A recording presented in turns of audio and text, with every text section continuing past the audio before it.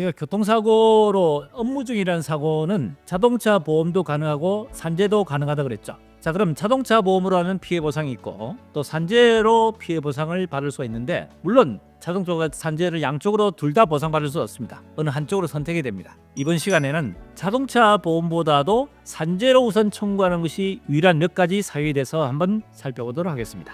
산재는 자동차 보험과는 달리 몇 가지 특이현상이 있습니다. 자, 우선 첫 번째는 자동차 보험에는 위자료라는 항목이 있습니다. 근데 산재는 위자료 항목이 없습니다. 일단 부상 같은 경우에는 자동차 보험에 치료비가 나가죠. 근데 산재는 치료비란 용어 자체를 요양급여랍니다. 그런데 자동차 보험에는 휴업 손해 나가지면은 산재는 휴업급여가 나옵니다. 자동차 보험에는 장애에 대한 장애 상실 수익이 나는데 산재는 장애급여가 나옵니다. 자동차 보험에는 사망보험이 나가는데 산재는 유족급여가 나옵니다. 이처럼 동일한 손해에 대한 부분이 같이 중복이 되는데 위자료만큼에 대한 부분은 자동차 보험에만 있다는 얘기입니다. 그래서 첫 번째는 위자료와 산재는 없다. 그 다음에 두 번째는 산재는 연금제도라는 게 있습니다. 자동차 보험은 피해 보상을 받는 데 있어서 다 일시불로 계산합니다. 다 후반 계산해 가지고 중간에 공제를 해서 사고 시점 기준에 가지고 일시불로 계산해서 한목에 돈을 지급한다는 얘기입니다. 그런데 산재는 일정한 경우, 예를 들어 사망인 경우 또는 장애에 있어서 장애 급수가 1급부터 7급까지 경우에 있어서는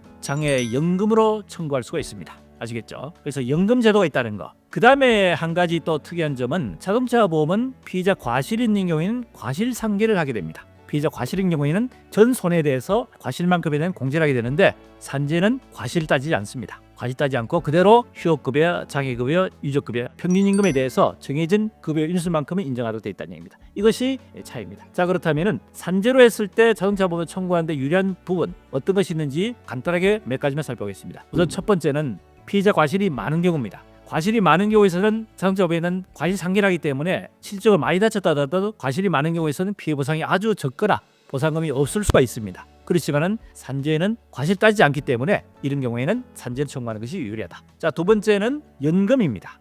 장애 같은 경우에 말씀드렸죠. 1급부터 7급까지 연금 제도가 있다 그랬죠. 연금 대상이 되는 부분에 있어서는 당연히 연금으로 받고 산재 초과되는 부분에 대해서는 자동차보험을 청구할 수 있거든요. 예를 들어 연금으로 받더라도 연금에 대해서는 일시적으로 계산될 수 있는 평균임금의 계산 방식이 있습니다. 그래서 연금으로 수령하더라도 일시적으로 지급할 수 있는 금액으로 산정해서 그 금액을 초과한 부분에 대해서는 자동차 보험으로 별도 청구할 수 있다는 겁니다. 그래서 연금 같은 경우에는 산재는 인정되기 때문에 장애 중에서 급수가 높은 경우 또는 사망사고인 경우에 있어서도 연금을 받고 나머지 추가적인 청구에 대한 부분은 자동차로 추가 청구할 수 있다는 거죠. 그 다음에 한 가지 더 말씀드리자면 연세가 많은 분들입니다. 연세가 많은 분들은 사실 자동차 보험에서는 일반적 가동기간 65세까지 인정을 합니다. 그리고 65세 이상이 되더라도 직업이 있는 분들은 일정 기간 가동기간 인정하지만은 산재는 그런 걸 따지지 않는 얘기입니다. 장애면 장애대로, 사망이 사망대로 평균임금에 대해서 일정에 정해진 급수만큼, 금액만큼에 대한 인정하기 때문에 연세가 많으신 분들, 특히 과실이 많으신 분들은 산재로 무조건 청구하는 것이 유리하다 하는 말씀드립니다. 도움이 되셨습니까? 구독, 좋아요, 알림 설정 부탁드립니다.